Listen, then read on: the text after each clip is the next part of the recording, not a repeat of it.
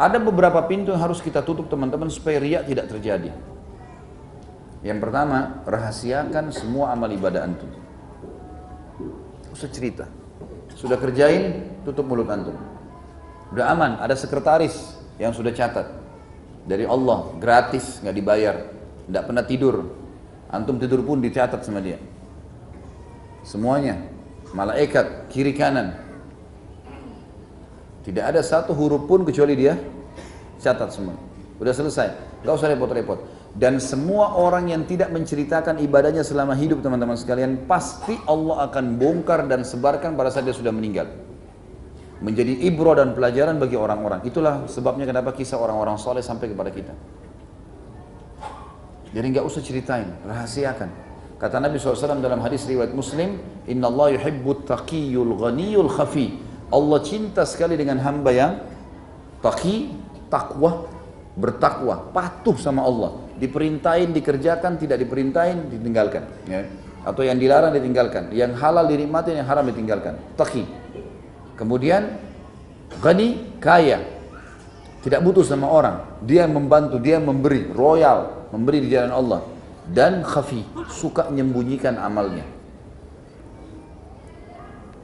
Ini penting teman-teman sekalian. Jadi jangan diceritain.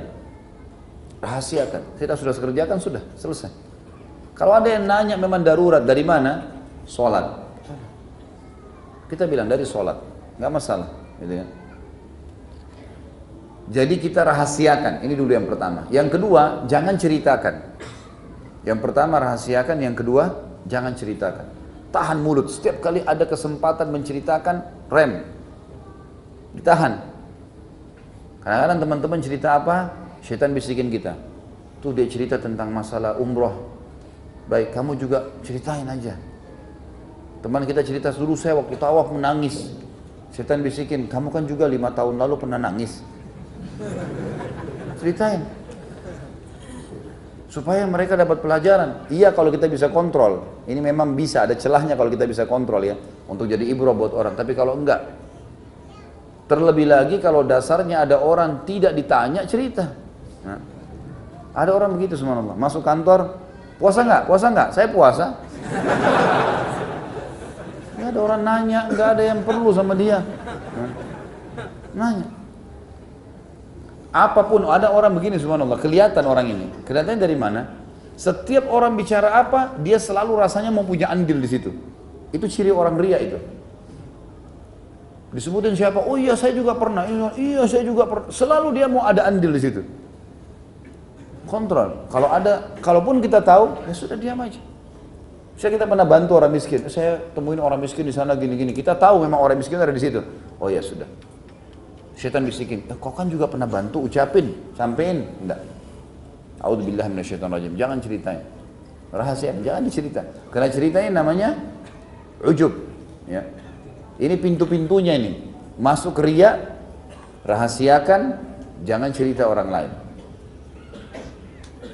Yang ketiga teman-teman pintunya, baca fadilah ikhlas. Baca ancaman riya. Ada ilmunya. Kita nggak mau minum racun, karena kita punya ilmu kalau racun itu mematikan.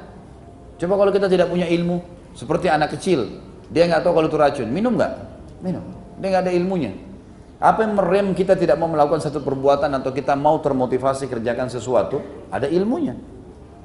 Harus kita punya ilmu. Ilmunya sederhana. Baca fadilah ikhlas dan baca ancaman riya. Rugi teman-teman. 2 jam dulu di majelis ilmu, antum datang hanya karena mau tunjukin sama teman di sebelah, kalau saya juga hadir. Untuk apa? Apa dapatnya? Pujian dari lisannya, demi Allah sepanjang lidahnya. Ya. Kamu hebat ya, selalu di sini hadir setiap Rabu ya. Oh iya, saya sudah 2 tahun. Untuk apa? Apa manfaatnya? Ya. Apapun yang dia ucapkan, kata sebagian ulama kadang-kadang kalau ditanya pertanyaan yang dia khawatir bisa riya, dialihkan sama dia pembicaraan. Kamu begini-begini, dialihkan pembicaraan ke yang lain.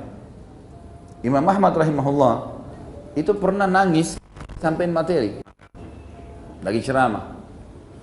Ada lewat hadis Nabi SAW tentang surga kalau nggak salah, lalu beliau menangis. Saking tidak bisa tahan sampai keluar ingusnya. Lalu beliau memegang ingusnya dengan jubah hidungnya sambil mengatakan, sungguh flu ini sangat menggangguku. Dia bukan bohong karena memang keluar, flu kan memang keluar ingus. Supaya dia tidak ditahu kalau nangis karena itu. Pernah Abdullah bin Mubarak rahimahullah, ulama tabi'in, mengundang tamu-tamunya tepat hari Senin, lagi hari puasa. Karena memang tamu-tamu ini datang dari luar kota dan nginap di rumahnya. Dia biasa puasa Senin Kamis. Istrinya siapin makan. Tradisi pada saat itu mereka tidak mau makan kalau tuan rumah tidak duduk. Dia lagi puasa. Silakan makan. Enggak, kami tunggu tuan rumah, sahibul baitnya dulu. Bagaimana Abdullah bin Mubarak, bagaimana berperilaku nih? Baik, silakan ayo duduk. Dia duduk sama dia.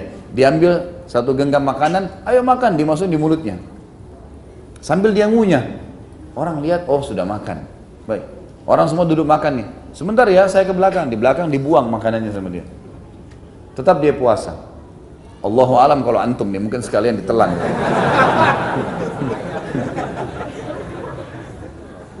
Tapi bagaimana beliau berperilaku? Tamunya, jadi dialihkan sama dia. Tetap dilakukan, tapi tidak ditelan, tidak dibatalin sama dia puasanya. Gitu kan? Tidak dibatalin sama dia. Jadi bagaimana mereka menjaga itu? Ya? Allah benci dengan riya ini teman-teman. Sampai Nabi SAW menjadikan riya sebagai ciri orang munafik. Dan ini judul kita, riya termasuk bentuk kemunafikan.